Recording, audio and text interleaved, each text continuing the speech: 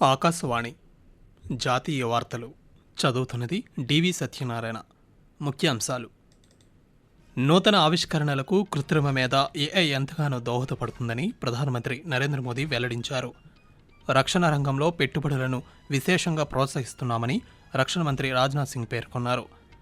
భారతదేశం వేగంగా అభివృద్ధి చెందుతున్న ఆర్థిక వ్యవస్థగా కొనసాగుతోందని ఆర్థిక శాఖ మంత్రి నిర్మలా సీతారామన్ తెలిపారు.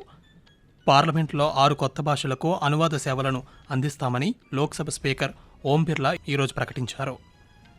దేశంలో సైక్లింగ్ను ఆరోగ్య ప్రయోజనాలకు అనుసంధానం చేయాలని కేంద్ర మంత్రి మన్సుఖ్ మాండవీయ కోరారు. వార్తల వివరాలు: నూతన ఆవిష్కరణలకు కృత్రిమ మేధ ఏఐ ఎంతగానో దోహదపడుతుందని ప్రధానమంత్రి నరేంద్ర మోదీ వెల్లడించారు. ప్రస్తుతం ఫ్రాన్స్ పర్యటనలో ఉన్న ప్రధానమంత్రి ప్యారిస్ వేదికగా జరిగిన ఏఐ యాక్షన్ కమిటీ సమావేశానికి సహా అధ్యక్షుడిగా వ్యవహరించారు. ఈ సందర్భంగా మాట్లాడుతూ ఆరోగ్య సంరక్షణ, విద్య, వ్యవసాయంతో పాటు మరెన్నో కీలక రంగాలలో ఏఐని అనుసంధానించాలని సూచించారు. స్థిరమైన అభివృద్ధి లక్ష్యాలను సాధించడానికి వేగవంతమైన ప్రపంచాన్ని రూపొందించేందుకు ఏఐ నిర్వహించే పాత్ర అతి ముఖ్యమని అన్నారు. ఏఐతో కొత్త తరహా ఉద్యోగాల సృష్టి జరుగుతుందని ప్రధానమంత్రి స్పష్టం చేశారు. ఏఐ ఆధారిత భవిష్యత్తు కోసం ప్రజల్లో నైపుణ్యం పెంచి సాంకేతికతను అందిపుచ్చుకునేలా ప్రోత్సహించాలని నరేంద్ర మోదీ పేర్కొంటూ, AI is already reshaping our polity, our economy, our security, and even our society. AI is writing the code for humanity in this century. But it is very different from other technology milestones in human history. And we must also ensure that technology is rooted in local ecosystems for it to be effective and useful. దేశంలో సైక్లింగ్ను ఆరోగ్య ప్రయోజనాలకు అనుసంధానం చేయాలని కేంద్ర యువజన వ్యవహారాలు, క్రీడల శాఖ మంత్రి మన్సుఖ్ మాండవీయ కోరారు. ఢిల్లీలో ఈరోజు ప్రముఖ సైకిల్ తయారీదారులతో కేంద్ర మంత్రి సమావేశమై దేశవ్యాప్తంగా సైక్లింగ్ను ప్రోత్సహించే వ్యూహాలపై చర్చించారు. ఈ సందర్భంగా మంత్రి మాట్లాడుతూ, సైక్లింగ్ను ప్రోత్సహించడం ద్వారానే ఫిట్ ఇండియా సందేశాన్ని జనాల్లోకి పంపించగలమన్నారు. ఊబకాయం, కాలుష్యంతో సహా అనేక సమస్యలకు సైక్లింగ్ మంచి పరిష్కారమని చెప్పారు. సైక్లింగ్ని సమర్థవంతంగా ప్రచారం చేయడంతో పాటు మంచి మార్కెట్ చేయాలని సైకిల్ తయారీదారులకు సూచించారు. రక్షణ రంగంలో పెట్టుబడులతో పాటు నూతన ఆవిష్కరణలను ప్రోత్సహించేందుకు అనుకూలమైన విధానాలను కేంద్ర ప్రభుత్వం అనుసరిస్తోందని రక్షణ మంత్రి రాజ్నాథ్ సింగ్ తెలిపారు. ఏరో ఇండియా ప్రదర్శన భాగంగా ఈరోజు బెంగళూరులో జరిగిన రక్షణ మంత్రుల సదస్సులో ఆయన మాట్లాడుతూ, భారతదేశం శక్తివంతమైన రక్షణ స్టార్టప్ పర్యావరణ వ్యవస్థను కలిగి ఉందన్నారు. ప్రపంచ భద్రతను పెంపొందించడం కోసం భారత్ నిబద్ధతతో పనిచేస్తుందని రక్షణ మంత్రి పేర్కొంటూ, India's economic ecosystem is deeply integrated, which means investing here gives you access to the country's vast and diverse resources. If your business requires minerals, you can source them from Chhattisgarh and Odisha. If you need skilled manpower, the hard-working professionals from Uttar Pradesh and Bihar will be ready to contribute. If your supply chain depends on MSMEs output, you will find robust support from Noida and Coimbator's MSME entities. పార్లమెంట్లో ఇక నుండి బోడో, డోగ్రీ, మైథిలి, మణిపురి, ఉర్దూ, సంస్కృతంతో సహా 6 కొత్త భాషలకు అనువాద సేవలను అందిస్తామని లోక్సభ సభాపతి ఓం బిర్లా ఈరోజు ప్రకటించారు. ప్రస్తుతం హిందీ, ఇంగ్లీష్తో పాటు అస్సామీ, బెంగాలీ, గుజరాతీ, కన్నడ, మలయాళం, మరాఠీ, ఒడియా, పంజాబీ, తమిళం, తెలుగు వంటి ఈ 10 భాషల్లో అనువాద సేవలు పార్లమెంట్లో అందుబాటులో ఉన్నాయి.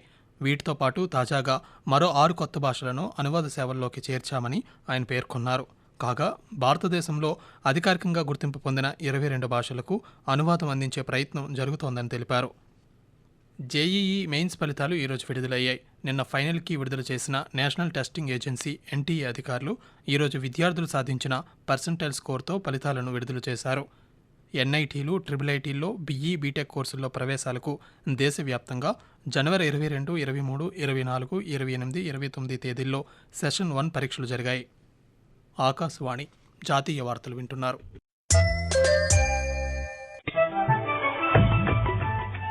నిరంతర వార్తా విశేషాల కోసం ఆకాశవాణి సామాజిక మాధ్యమ వేదికలైన news on air YouTube channel ను, newsonair.gov.in వెబ్సైట్ ను, ట్విట్టర్ లో ఆల్ ఇండియా రేడియో న్యూస్ ను వీక్షించండి. తెలుగు ప్రాంతీయ వార్తా విశేషాల కోసం ఆకాశవాణి న్యూస్ విజయవాడ మరియు Akashvani news Visakhapatnam YouTube channels ను వీక్షించండి.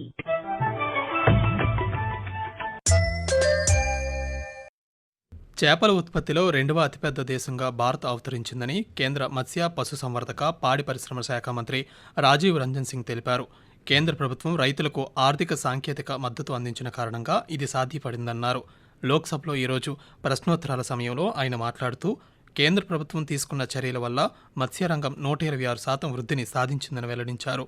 2013-14లో దేశంలో చేపల ఉత్పత్తి 95.7 లక్షల టన్నులు కాగా 2023-24 నాటికి 184 లక్షల టన్నులకు పైగా ఉత్పత్తి నమోదైందని మంత్రి తెలిపారు. మత్స్యకారుల సంక్షేమానికి ప్రభుత్వం కట్టుబడి ఉందని ఆయన స్పష్టం చేశారు. భారతదేశం అత్యంత వేగంగా అభివృద్ధి చెందుతున్న ఆర్థిక వ్యవస్థగా కొనసాగుతోందని కేంద్ర ఆర్థిక శాఖ మంత్రి నిర్మలా సీతారామన్ తెలిపారు. లోక్సభలో ఈరోజు కేంద్ర బడ్జెట్పై జరిగిన చర్చకు మంత్రి సమాధానమిస్తూ కేంద్ర బడ్జెట్ జాతీయ అభివృద్ధి అవసరాలను ఆర్థిక ప్రాధాన్యతలతో సమతుల్యం చేస్తుందని వెల్లడించారు.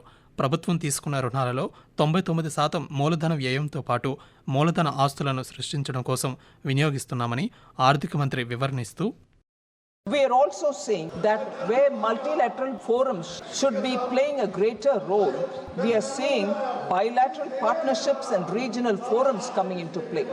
So the world scenario in the last 10 years has actually turned almost 180 degrees, and as a result of which the challenges for any country in making their budget is far more complicated now rather than ever before.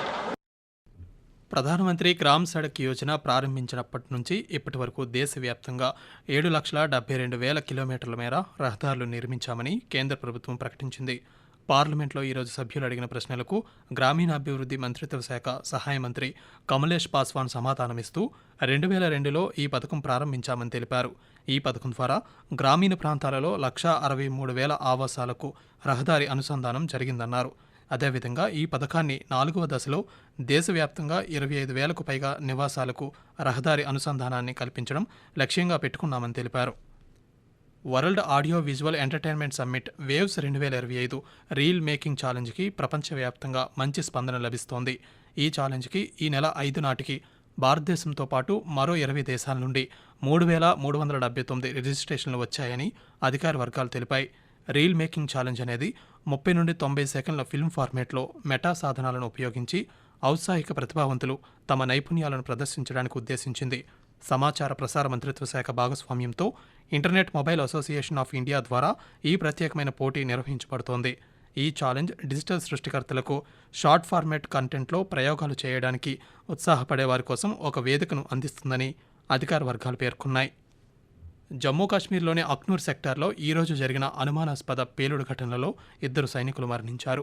ఉగ్రవాదులు జరిపిన అనుమానాస్పద పేలుడు పరికరం IED దాడిలో 2 జవాన్లు మరణించారని army ఓ ప్రకటనలో పేర్కొంది. Army నియంత్రణ రేఖ ఎల్ఓసి వెంబడి గస్తీ నిర్వహిస్తుండగా ఐఈడీ దాడి జరిగిందని స్పష్టం చేశారు. జాతీయ వార్తలు ముగించే ముందు ముఖ్య అంశాలు మరోసారి. నూతన ఆవిష్కరణలకు కృత్రిమ మేధ ఏఐ ఎంతగానో దోహదపడుతుందని ప్రధానమంత్రి నరేంద్ర మోదీ వెల్లడించారు. రక్షణ రంగంలో పెట్టుబడులను విశేషంగా ప్రోత్సహిస్తామని రక్షణ మంత్రి రాజ్నాథ్ సింగ్ పేర్కొన్నారు. భారతదేశం వేగంగా అభివృద్ధి చెందుతున్న ఆర్థిక వ్యవస్థగా కొనసాగుతోందని ఆర్థిక మంత్రి నిర్మలా సీతారామన్ తెలిపారు.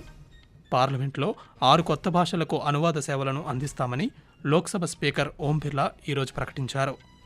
దేశంలో సైక్లింగ్ను ఆరోగ్య ప్రయోజనాలకు అనుసంధానం చేయాలని కేంద్ర మంత్రి మన్సుఖ్ మాండవీయ కోరారు. ఆకాశవాణి జాతీయ వార్తలు ఇంతటితో సమాప్తం. తిరిగి రేపు ఉదయం 6:45 ప్రాంతీయ వార్తలు వింటారు.